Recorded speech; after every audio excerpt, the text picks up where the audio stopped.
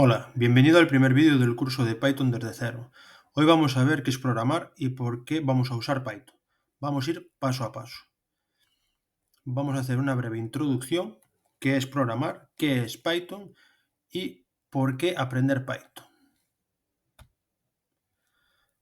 Vamos a hacerlo paso a paso, desde cero a un nivel experto. ¿Qué es programar? Programar es decirle a la computadora lo que tiene que hacer, paso a paso, igual que si fuera una receta. Tú das las instrucciones y la computadora las sigue.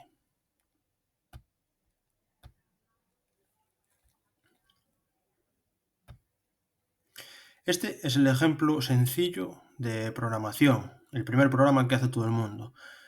Print hola mundo, y esto nos mostraría hola mundo. El programa se guardaría, por ejemplo, python.py para poder ejecutarlo.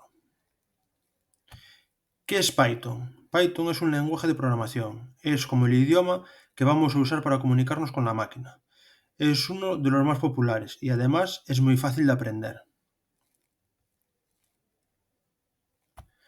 ¿Para qué sirve Python?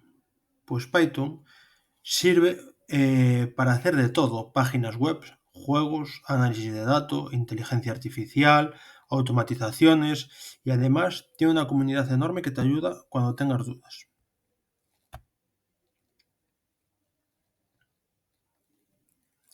Python es fácil de aprender, versátil y la comunidad muy activa.